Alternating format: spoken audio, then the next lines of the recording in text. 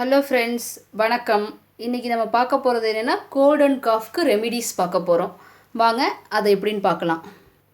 இப்போ மழை காலம், வின்டர் சீசன்லாம் பார்த்தீங்கன்னா குழந்தைங்களுக்கு இல்லை பெரியவங்களுக்கு எல்லாமே கோல்ட் அண்ட் காஃப் இருக்கும்.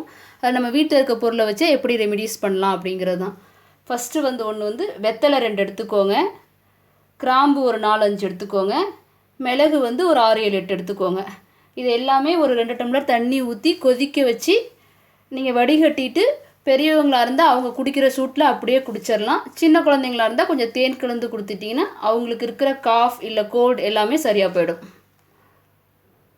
அடுத்த ரெமிடி பார்த்தீங்கன்னா மிளகு, கிராம்பு, சுக்கு இது 3ஐயும் நல்லா நீங்கள் வறுத்துட்டு பொடி பண்ணி வச்சுக்கிட்டிங்கன்னா இதுவும் கோல்ட் அண்ட் காஃப்க்கு உடனே சரியாக போயிடும். ஏன்னா இப்போ வெற்றிலை கிடைக்காதவங்க இதை பொடி பண்ணி வச்சுக்கலாம். இதை பொடி பண்ணிவிட்டு குழந்தைங்களா இருந்தால் ஒரு 2 பிஞ்ச் தேனில் கலந்தும், பெரியவங்க ஒரு 1/4 ஸ்பூன் நீங்கள் வாயில் போட்டு கொஞ்சம் சப்பி சாப்பிட்டிங்கன்னா இந்த இருமல் கொஞ்சம் நின்றும். ஒரு நாளைக்கு 2-3 தடவை இதை எடுத்துக்கலாம். அடுத்தது பார்த்திங்கன்னா பெரியவங்களுக்கு ஒரு சிலருக்கு பார்த்திங்கன்னா நல்லா நஞ்சு சளி நிறைய இருக்கும். அதுக்கு என்னென்னா 1 டம்ளர் இல்லை 1.5 டம்ளர் பசும்பால் எடுத்து தண்ணி கலந்துக்கோங்க. அப்படி இல்லை வெளியில் இருக்கவங்க அப்படின்னிங்கன்னா ஹோல் மில்க் இல்லை ஸ்கிம் மில்க் கூட எடுத்துகிட்டு 1 டம்ளர் பால் எடுத்திங்கன்னா 1 டம்ளர் நல்லா தண்ணி கலந்து அது நல்லா அதில் ஒரு கட்டி பூண்டு ஃபுல்லாக போட்டு சிம்லேயே வேக விடுங்க.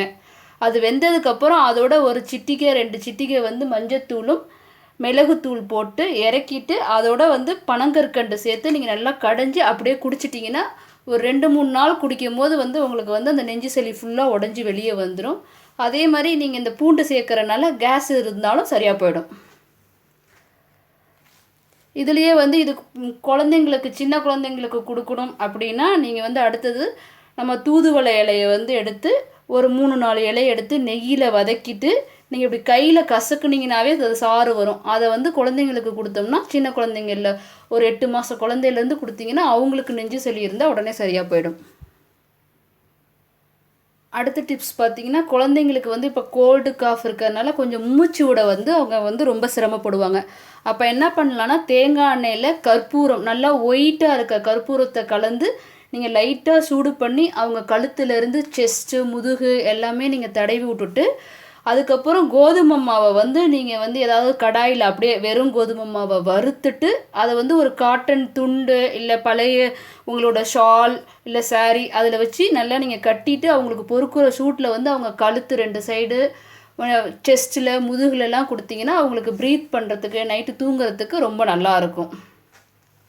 நீங்களும் இதை ட்ரை பண்ணி பாருங்கள். உங்களுக்கு இந்த வீடியோ பிடிச்சிருந்தால் லைக் பண்ணுங்கள், ஷேர் பண்ணுங்கள், சப்ஸ்கிரைப் பண்ணுங்கள். நன்றி.